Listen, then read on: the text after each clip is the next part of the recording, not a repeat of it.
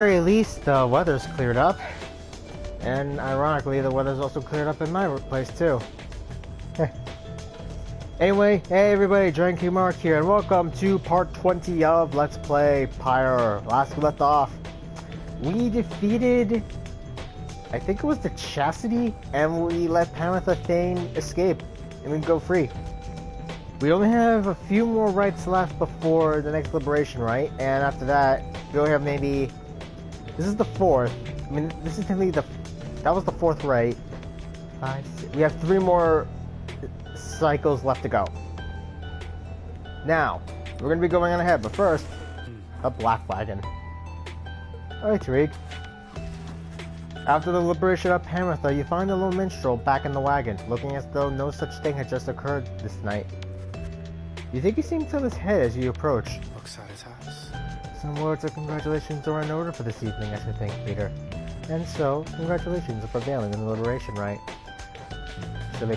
Shall be most grateful, and her safe return onto your commonwealth ought to benefit in the plan in which you all now play a part. As for your adversaries to Chastity, they must have been a bitter loss for them in Manly, although they must have known their chance was far from certain. Thus, shall we await in the next turn of the cycle of the rites. Celeste and I are to return to our respective duties for the time, and now, Scrapgate is sealed. I await when next we shall meet. When next you may yet live up to the glory of the Nightwings in the eyes of the 8 scribes, which yet shine down for us. He trails off and then nods to you in his cordial manner and bids you a good rest for the evening. Let's check out what we got. Dolus the Locket. Doubtless you've seen Black Basin, where ceiling fissures yet spew noxious flame and vapor at the stars.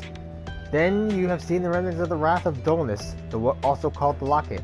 For within himself he held the fires and the rage which shaped this very land.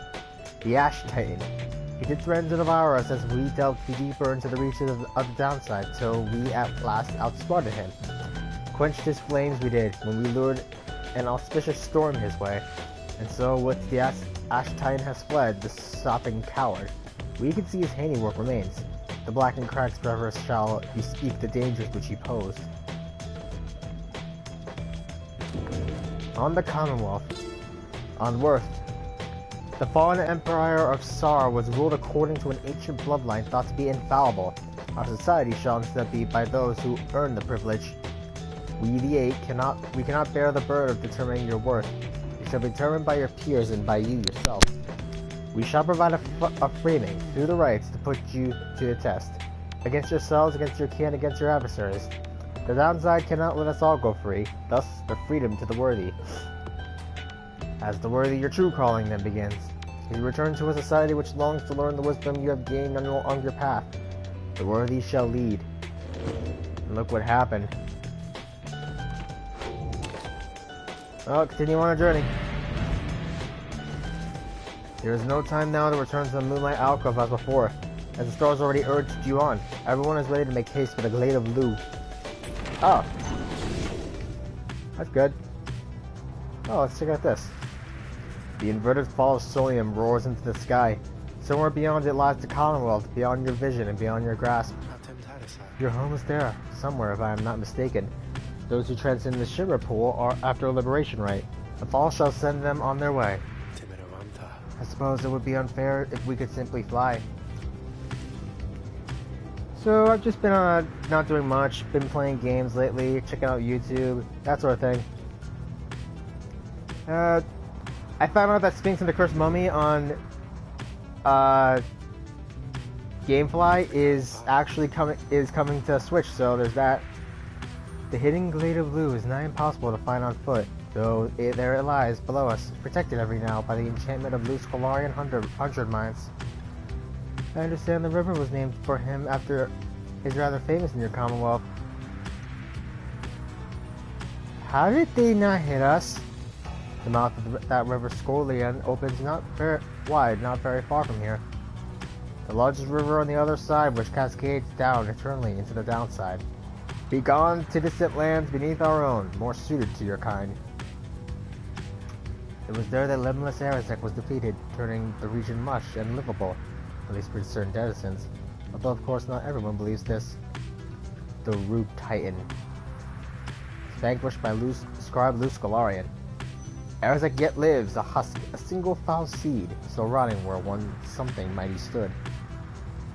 Your adversaries and Dissidents might be working to find their way there even now. Good fortune to your right against them, Raider. Needlefield. Falcon Ron. Cinderroot. Let's see what we can get from here. Contact the apparition. As you walk through a dark corner of Cinderroot, you sense a presence of some sort, which reaches out to you. It presents to you a vision of the adversary you expect to face in the coming right. The apparition is aware of your next adversary in the right, Barker. It offers to sway the coming right against them in your favor. Accepting your adversary shall suffer a misfortune that inhibits his performance. Nothing permanent, it claims. Decline, and the apparition shall extend its offer to Barker instead. Do it! Any edge against your adversaries in the right may be the difference that secures your freedom. You thank the apparition for a generous offer and accept what they proposed. A moment later, the apparition folds in on itself and disappears. As you head back to the Black Wagon, you cannot help but wonder what exactly he intends to do. Barker suffers -1 hope, presence, and quickness for the next right. Victory at any cost.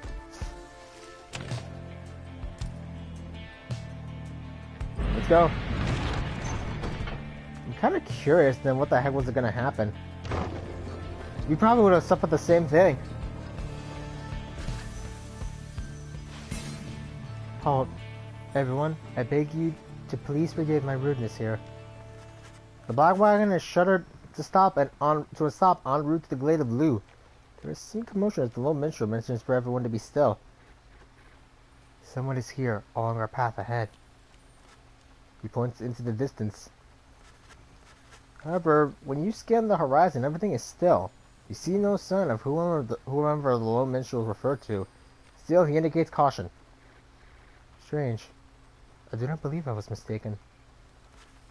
A tense moment passes, then another. Then the low minstrel tenses up. Our guest. He is here. You look toward where he signals, and then at last you see the cause of his concern. There is no mistaking who it is. Orlex stands there, near motionless atop some forgotten junk jutting from the gnarled roots, a fair distance away. He stands directly in your path of your Black Wagon. Yet, he shows no signs of acknowledging the wagon's presence. He appears only to be waiting for something, likely for you all. The low minstrel gets your attention quietly. Reader, what do your senses tell you at this time? Orlex may have come with ill intent.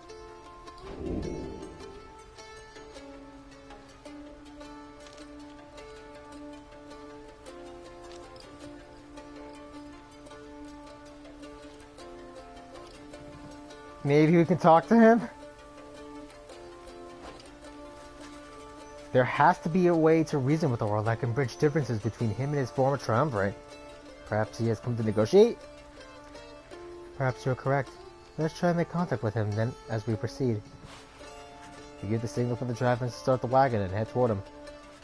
But just as you reach the point where Orlex once stood, it seems our guest has already departed. Let's remain watchful as we proceed on course. Nowhere to be found now. The unnerving encounter causes everyone to fall silent for the remainder of the trip. Do you think maybe he was trying to communicate with us mentally like what we do? Huh. Your wagon finally arrives at the Glade of Lu, where there is still no sign of Orlex, or your next adversaries for that matter. Your companions organize a quick search around the premises, leaving you to watch the wagon until the ride's commencement. The Glade of Lu.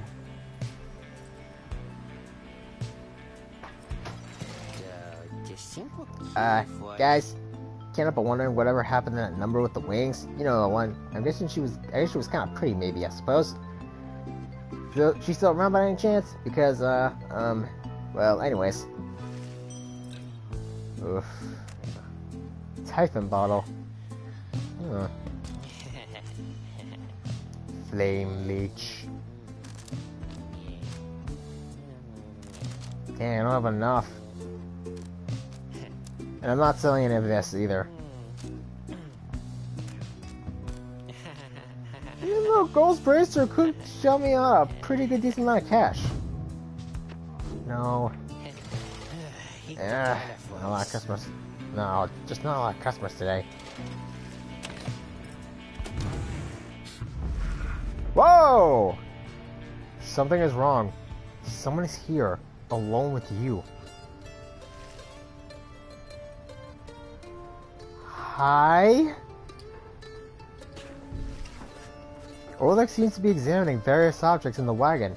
Whether he has noticed you, you cannot tell. What he is doing here and how he got in unnoticed, you cannot imagine. Watch him go about whatever he is doing, examining all sorts of things that you and your fellow exiles gathered on your journey. He shakes his head. All of these trinkets. This wagon is most different now. Welcoming, and yet I am unwelcome here, it seems. In my own wagon.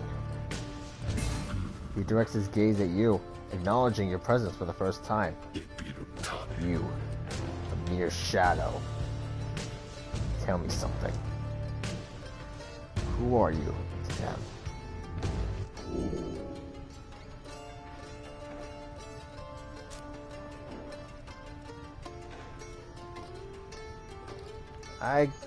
I'm their friend.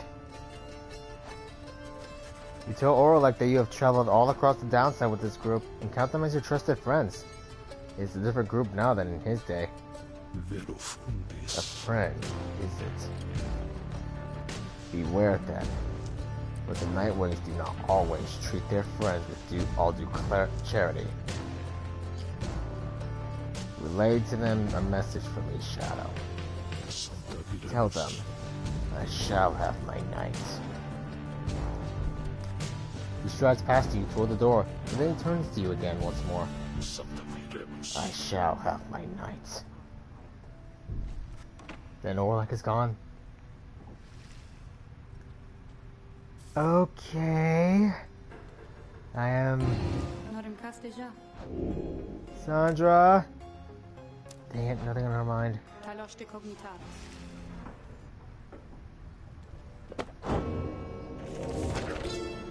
Glade of Lu. Never have I witnessed an affront to nature, mine and everyone's, quite like the poisoned woods of limbless Arazek the Rutayan, and his suffocating influence. I shall leave it to the boastful Underking to tell you more about of Arazek's vanquishing, whilst I may tell you something of the glade that he protected, which became my own. For my own genealogy now occupies the soil here, and strives forevermore to prevent Arazek from taking root again. The brambles of the glade are constantly encroaching on themselves, then falling apart again to dust. This miraculous cycle, reflected in the starlight piercing through the canopy, needs to be witnessed whenever the stars invite an audience.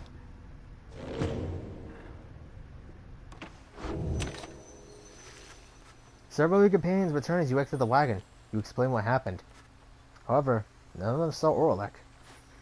Most concerning, reader. Though I am thankful you are well. Orlek, he always was a peaceful individual, and yet his disposition is much different now. Perhaps we had best inspect the wagon for any signs of tampering in light of these events.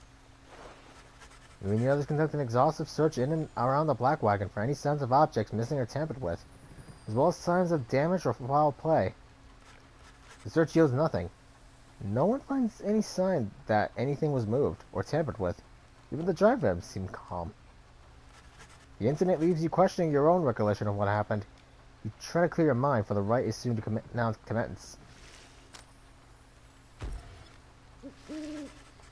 Through the now familiar surroundings of the Glade of Lu made preparations faster than before. The stars are already aflame by the time you and the others have gathered. The rite against the Dissidents is commencing soon. Please be ready, sir. This knight is absolutely prepared! There can be no question of this fact. You wish them all good fortune in turn. The Lilith is said, and together, you watch the celestial harmony in calm and sounds and await the Dissidents.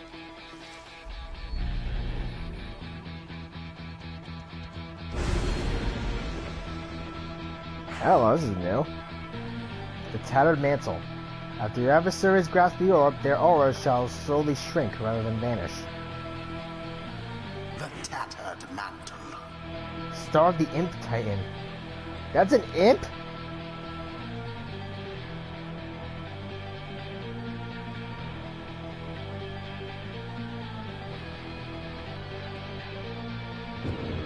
Let's try this. I love the Dissidents theme. It's just so good.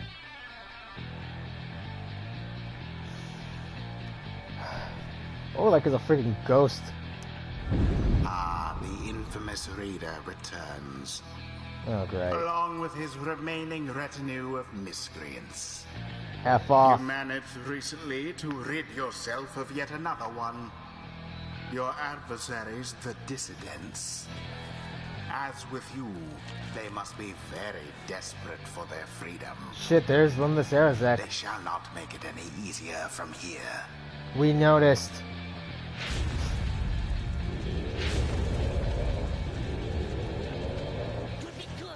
Small that, mates! Looks like we're gonna have to take this one a little serious this time. That's right, because there ain't got Green Tail clogging up the ranks no more. He's back home with his dear old mom where he belongs. Right time you now don't that deadbeat. Gotta have some standards after all. Just the same, we're gonna stomp you to the ground. Get ready! I hate you. I hate you, you know that? Choose now your band of traitors. Barker. Yep, it was right. Scribe Rock.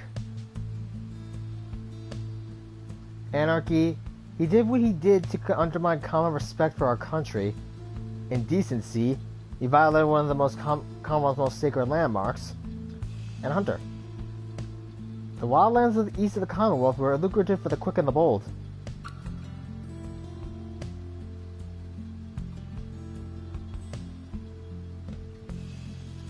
But it looks like he's got full rights membership too. Volfred. Let's go with...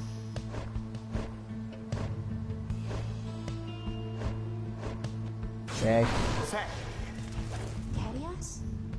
I guess Sir Gilman this time. Sir Gilman. It is done. For the glory of the Night Wings! Been itching for another go. Let's have it, mates. Tear 'em to shreds. Yeah, crap.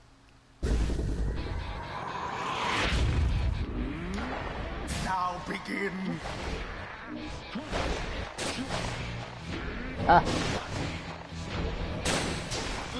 Oh, crud.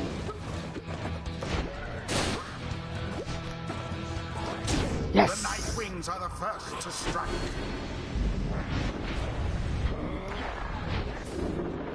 Have Sir Gilman plunge into their pyre. Well, unfortunately for us, Sir Gilman is... Shameful outcome.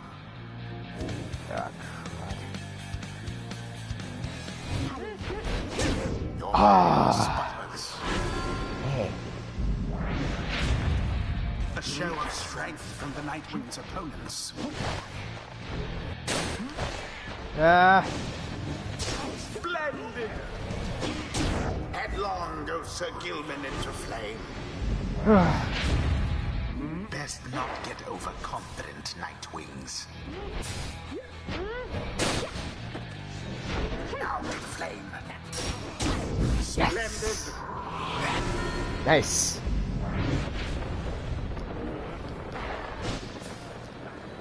Sucker.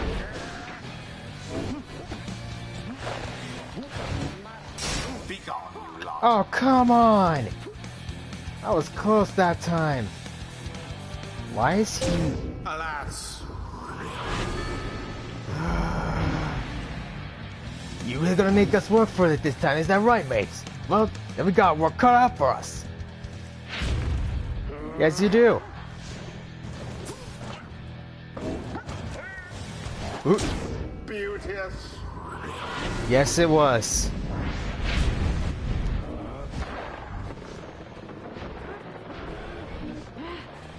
No, you don't.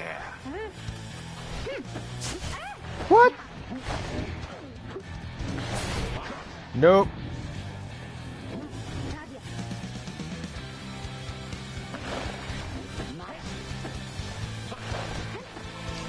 Gotcha. Oh my word. Once more like that and we are finished. You alright? What's wrong? Oh, hell no. Your Damn. fire weakens.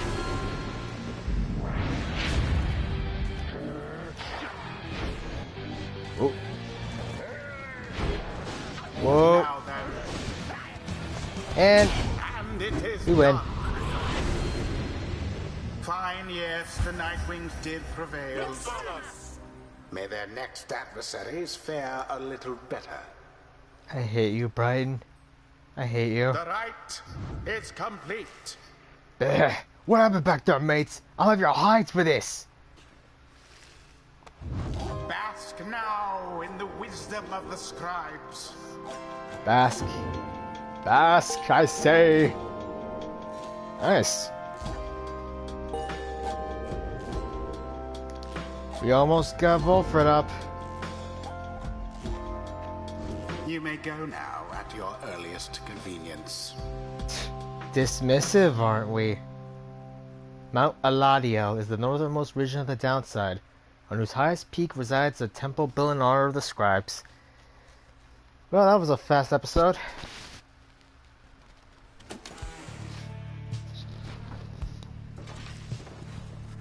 Back at the Black Wagon, you find a little minstrel examining your fellow exiles after they vanquished the Dissidents in a convincing manner. It is plain to you that none of them look well. The little minstrel notices you there and turns to you. Reader, the fast returning of the cycles of the rites has put a strain on everyone. We have multiple cases of banishment sickness this time. It is fortunate that your own companions are available to conduct the coming rites, because I fear that this group still here requires rest. You bid Wolf for a swift recovery, and he nods weakly in response. You exchange a look with Sir Gilman, who seems exhausted after the last rite. As for Faye, it is clear to you that she wishes to be left alone right now. Leave the little minstrel to look after them, and turn your attention to the stars that remain shining in the dark outside. Crap. The stars yet shine for you, revealing various paths forward. Seek now your destination. Dromer. No. No.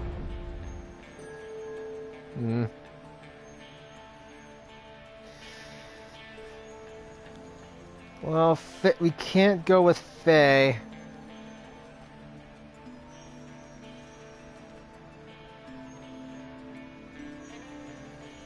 Let's go against Ignarius and the Tempers. We haven't fought them yet. Again, we are to face the demon Ignarius and his brutes, the Tempers. He is living proof of how the rites favor raw strength of will and body. Wolfred then offers you such details as he knows about your ex-adversary. Ignarius, a long-time resident of the downside, is evidenced by his appearance, the strongest of the Tempers. He has waited years to earn his freedom. Born to a middling Commonwealth family, he got into trouble early and often, but found his calling in the Commonwealth's not entirely legal red light district. There he took many jobs, mostly involving his sheer size. Most notably, he was a bouncer at the Starry Eight, where he came to symbolize his reputation. An infamous tavern in the Commonwealth. It is widely believed that Commonwealth officials sometimes showed up incognito here to blow off steam. One day, a particularly belligerent guest got under his skin, so he gave him a tremendous thrashing. The clientele all gave a cheer. However, this guest turned out to be a wealthy chamberlain, who then exploited his connections to have Ignarius arrested and then exiled. That was 14 years ago. This was 14 years ago. In the downside, Ignarius dropped his given name as is sometimes the custom, and survived alone through tenacity and strength. In time, he drew the notice of the Tempers, who revealed to him the rights, recruited into him their ranks, and let him work his way up. Now at last, it is his turn. Ignarius struggled to return to a place that wants nothing to do with somebody like him. He should never have been exiled. Anyway, my boy, I'm off to rest. You wish a good night to Volfred. The travel shall continue at first light. The tattered mantle. Well, that's going to be for next time, guys. I'm Giant King Mark, and next time on Let's Play Pyre, we're going to take on Ignaris and the Tempers. Leave a like, comment, subscribe, hit that bell icon to be notified, because sometimes YouTube's notifications won't work. And I'll see you guys, check out my Twitter, and I'll see you guys next time. Laters.